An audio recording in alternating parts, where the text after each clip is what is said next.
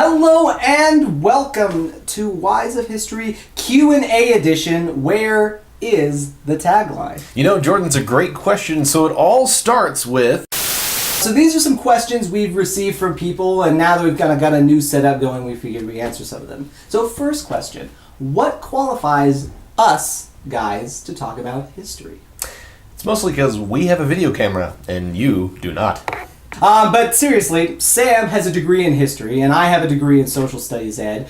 Sam works in a museum, and I'm an educator, so we are at least relatively qualified to actually do this. That said, the title of Professor Jordan might be a bit exaggerated, but Historespondent is not because we made it up. What is your favorite time period or topic in history? I would say mine is 20th century warfare with a particular concentration in World War II. And I would say pre-modern world history, pretty much any of it. I particularly like the pre-Columbian Americas. Next question, how do you guys come up with episode ideas? It's a variety of things that we're interested in, suggestions we get from people like you, the viewer, and things we think people in general would be interested in. And that's a part of the fun is discovering the answers for ourselves a little bit, though we do try to pick topics that we at least know something about to begin with. The Crimea one was an exception because I actually knew very little about any of that. So that was particularly tough to write because we didn't have much of a background. So that's kind of where we get the ideas. So next question is, why is Jordan's hair so long and luscious and Sam's so neat and crisp? So Jordan's youthful hair comes from some sort of magic painting he found many years ago. And Sam's bodacious cut requires, I'm pretty sure, 4 to 6-ish pounds of pomade per day. Where did that awesome theme song at the end of every episode come from? Well, as my hair might suggest, I'm also a musician on top of educator and writer and producer and overall half-man/half-god Herculean deity sent to this puny planet to bring knowledge and love. So I made the theme song. Man, you're really humble too. Yeah, I forgot to put that. Humble, definitely a part of that. So what's the process of making the show? It's a lot like sausage. I don't have a punchline, I just thought that'd be put in there. So once we've got an idea for the show to run with, I usually begin the laborious and mind-numbing process of researching the topic and actually writing the script. And that usually takes me about a couple weeks to put all together. And since we're on a $41 budget, I have to get pretty creative ensuring I'm getting like actual reasonably correct information because I can't go out and buy 70,000 books or 20 JSTOR accounts for all this kind of stuff. Once that's all put together, Sam goes through and he creates a lot of the funny stuff that goes into it, the text boxes and stuff like that, and he also cuts down a lot of my paragraph long sentences. And then he also adds his segment there into the preface. And once we've got that all figured out, we record, and that usually takes about half a day.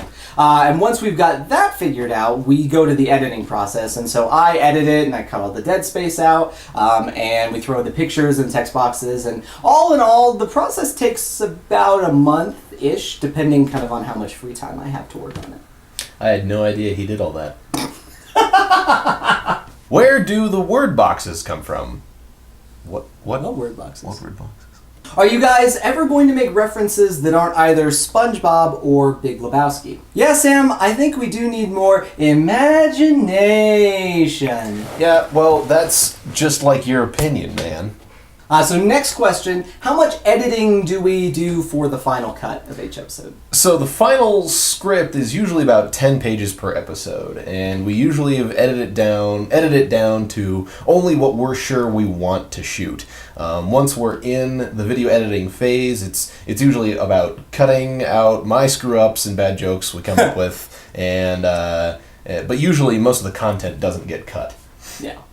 If you could have a wonderful candlelit 4-star dinner on the Seine with any famous person in history, who would it be? If I had to pick, I'd probably pick Genghis Khan, because that would be awesome. I think I would meet Emperor Trajan for dinner, and Theodore Roosevelt for dessert. Why do you get dessert? We predict a sudden outpouring of this particular question. The setup seems different. I'm afraid of change. I'm 90% sure that's an observation and not a question. So we've made this joke before that this is a stupidly low-budget project, and we're serious. So here is a picture of our old setup in Jordan's old apartment, and here's what the new setup looks like in Jordan's new apartment.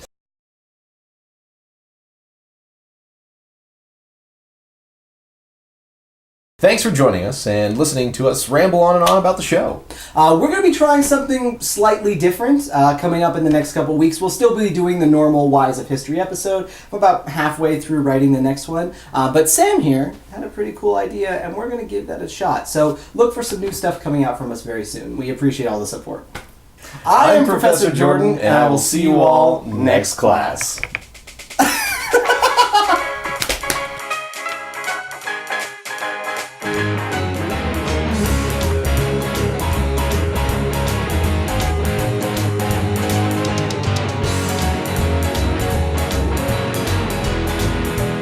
Too late, B. It was so hot in here when we're done. Holy hamsters. Not that there's much air circulating. Holy hamsters. Holy hamsters. Hello, I'm Professor Jordan. This week we're talking about holy hamsters.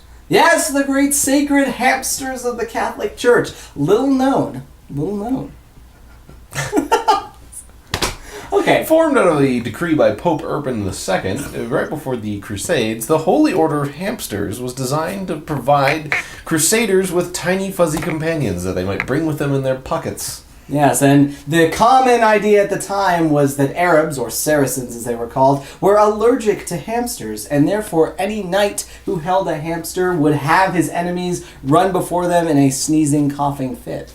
Of course, traveling several thousand miles to the Middle East with a hamster is generally not a good idea. Many just spontaneously combust from the heat. Others, died when they were crushed by falling chainmail. Others were, bifurcated and things like that. So, now that I think about it, I'm actually 90% sure. Aren't hamsters a new world animal?